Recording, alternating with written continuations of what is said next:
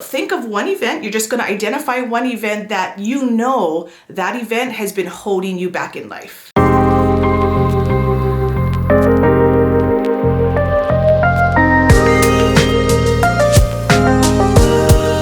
Hey fam, welcome back to the channel. If this is your first time here, I'm Shan Otare. I am a breakthrough mindset coach that helps you to reflect and accept your past so that you can reframe your future. Basically, I birth badasses. So join me every Sunday and hit that notification and subscribe button so that we can join together in the fun every single Sunday. Today, as promised from last week, I'm actually going to take you through the step-by-step process of doing shadow work. I know I kind of covered what it is last week, or what it was last week, but this week we're going to jump into the how-to. So let's go ahead and get into that now. Just basically to recap, shadow work is basically the practice of healing and growth, okay?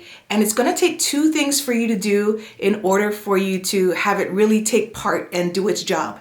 And those two things are to surrender and accept. I know those are hard for many of us, a lot easier said than done. But today I'm going to give you the steps that are going to help you to slowly integrate that into your life so that it's a lot easier to make part of an everyday habit, or really to just be able to regularly sit down with yourself to heal these parts of you that will help you to get to the new places in life that you really want to be. Let's jump into number one. The first thing that you need to do in order to start some shadow work is to identify the thing that is holding you back. This may be an event, a traumatic event. Could not be traumatic. It could just be something that someone said to you that made you feel a type of way, right? Maybe there was something that your parent didn't do to comfort you at a time when you really needed it, as a child, as a teen, at any parts of your life, even as an adult, right? Maybe it was a time when you were taken advantage of as an adult by a boss, maybe, or by a coworker, so think of one event. You're just going to identify one event that you know that event has been holding you back in life. Now, let me share with you what my event was, my one event, just to give you an example. I get anxiety applying for mortgages. Big deal, Shan. There's worse things in the world, right? But I'm telling you, I get some real anxiety. I've done this many times. We've bought 11 houses over the last 6 years here in Hawaii. And, when we have to go through the mortgage process, it's really difficult for me. Number one, I already found right off the surface that a lot of this came from the fact that I'm the one who had to do all the work, right? Not my husband, me. He would find the properties, but the paperwork, that whole process was all about me. So that stress was just one layer of it, right? And so I would just get high anxiety, and it would show itself in the way that I would maybe not answer emails from the lenders, not get the taxes together, all these different things. So I get a lot of anxiety from it. So I identified that as one of the things that was holding me back in life, because for my husband and I, in order for us to graduate, as I've talked to you about in the channel, or retire, retire early, we wanted to make sure that we had these homes in our portfolio in order to be able to retire, which we did. But it was literally by the skin of my teeth that we're doing it, and just grinding my teeth to get it done. And if we were going to continue to purchase homes, at least one or two every single year, I realized pretty quick that I didn't want it to be this thing. If I knew I was going to be doing it all the time, I needed to identify what was holding me back. So that's the first step. Identify that the event, the thing, whatever it is that's holding you back. Okay, step two. And here's where it gets a little bit metaphysical. Some of you might not be comfortable with that.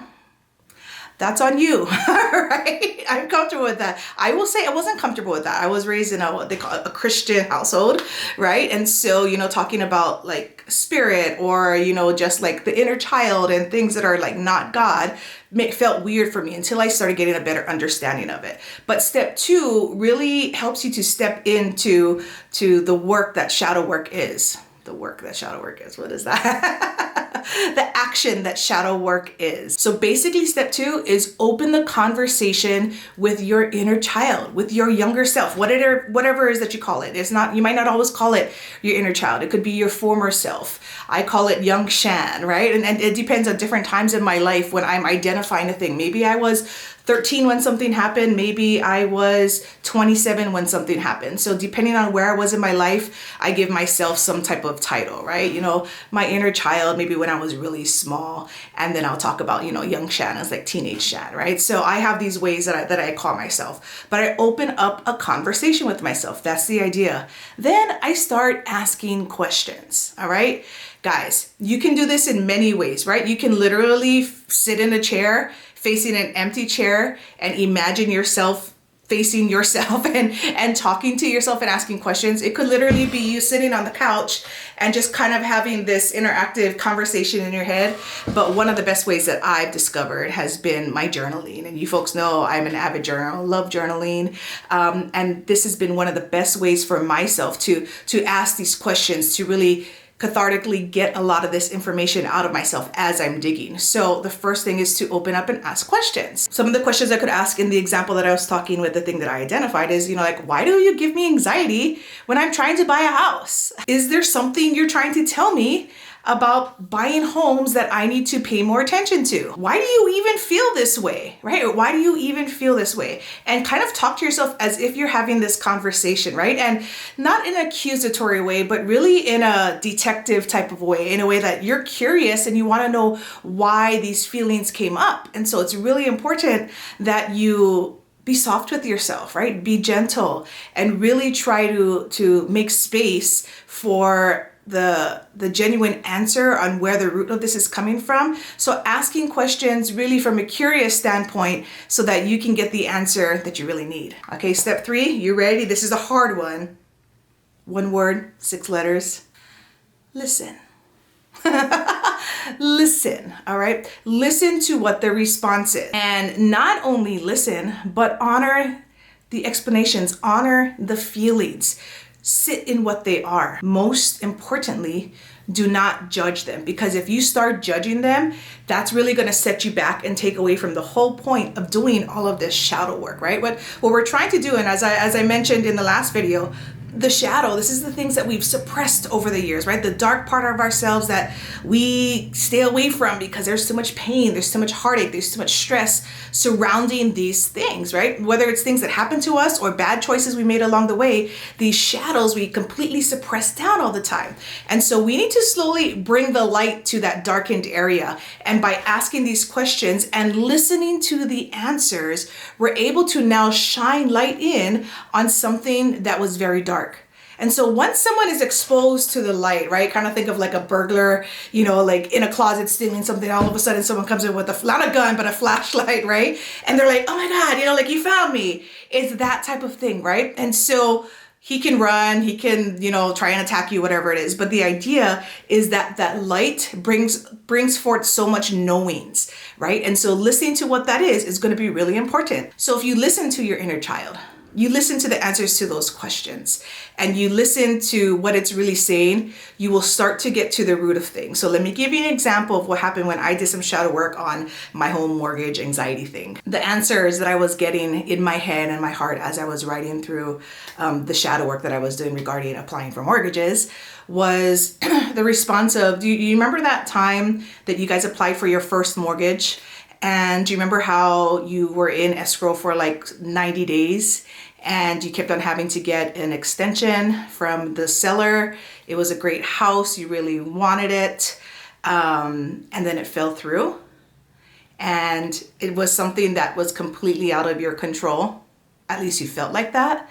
And I heard that come back to me. And I said, yeah, I remember that. And tears started coming to my eyes as I'm thinking about this, because that was the first time we were purchasing a home. So there wasn't only the fact that we were purchasing a home, this was our first, right? So there's a lot of emotions that's tied up in your first anything, right? So of course your first home buy, there's a lot, you have so much things stacked into it.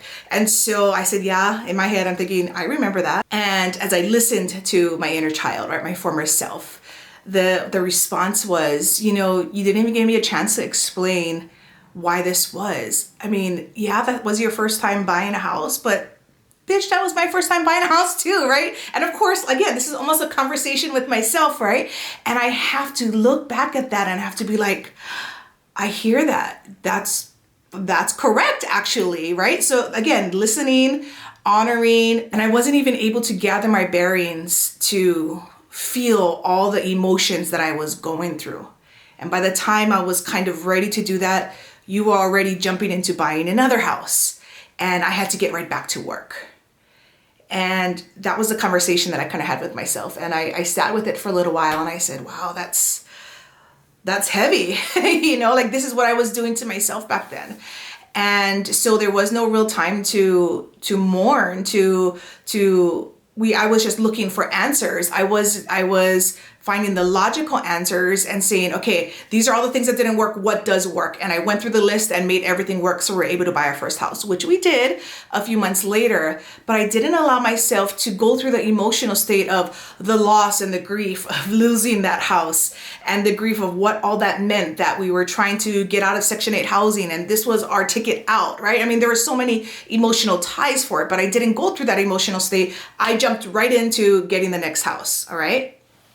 So my inner child acts up a little every time I try and go and buy a house. Pin and I are getting ready to go buy a mortgage, and all of a sudden I'm feeling these feelings. Like I feel them in my bones. I'm just like excited, yay, cash flow. I don't want to do it. That's literally the process that happens in my head. Not because I don't want to retire early, not because I don't want to have more cash flow, because of the anxiety that came back that I found in that shadow work that I did. All right, so that's gonna lead us to step number 4. And step number 4 is to merge it. What are we merging? We're merging the asking of the questions and the hearing of the answers. And now we're gonna take action, and we're gonna merge it into something that becomes a compassionate response to that event. Are you ready? The way this works is that you go back to that event, right? For me, I had to go back to that time when we got the phone call or when we got the email that the mortgage is not going to go through, right? Go back to that day. Now I know all the answers. I asked all the questions. Now I know all the answers on why my inner child was feeling that way and what she was needing and what I wasn't giving to her and I wasn't listening. I know all these things now because I did steps 1, 2, and 3. Now my only job here is to merge those things together and close the door on that by giving myself, the inner child, your former self, your younger self, young Shan, whatever I want to call it, right? Whatever you choose to call it, giving yourself the compassion that they needed, that you needed at that time. I want you to think of the compassion that maybe you might give to a child whose parent just left, and they've never been in anyone else's care, that separation anxiety, and they're just kind of like flooded with all these emotions and they cry and they scream. I mean, imagine yourself being in that state. What would you do for a child in that state, right? It's okay, I understand. I know you miss your mommy, right? She's gonna be back. And these are all the things I'm getting goosebumps right now thinking about it, because it's like, this is what my inner child wanted to hear, right? I just want to be like, you know what? It's a house. It's okay. I know you worked hard for this. I know you didn't know the whole process and how this works. And I know you're learning and, saying all these things and just really being gentle and soft to yourself and giving yourself the support, giving yourself the advice or basically the support that you didn't get back then. Whether it's maybe you didn't have a friend who was good enough to give you the support. Maybe you didn't have anybody you can talk to. Maybe your spouse, like me, was the only one who I could talk to, but we were so mad at each other because the freaking deal fell through. So we weren't even able to really support each other and go through those emotions. And so we dealt with it and really kind of stuffed it down. And so here I am, I can be like, I understand. Hey, by the way, we've bought 11 houses since then, right? This doesn't have to affect you. You know how to do it, right? And letting yourself know it's okay. You have to think, maybe I didn't have the support, maybe I didn't have the friends, but maybe I was an adult at that point, right? Maybe I just didn't have the coping skills back then to understand that I needed to let myself feel those feelings, have the emotions, let them come out and kind of like vomit into the world, right? Let it come out, have the hard cry, right? Whatever it is that you need to do so that it's not being stuffed down and have to be shadow worked out decades later, right? And that's why this work is so important. We want you to lighten the load so that you can raise higher. That is really the importance of shadow work. A lot of us have goals in our life. A lot of us have things that we want to accomplish, but all those things, even though we know the steps that we need to take it, will continue to get pulled down as long as we have these weights of things that we've suppressed over the years, completely holding us back in the shadows of our guts, of our hearts, of our minds, of our traumas over the years.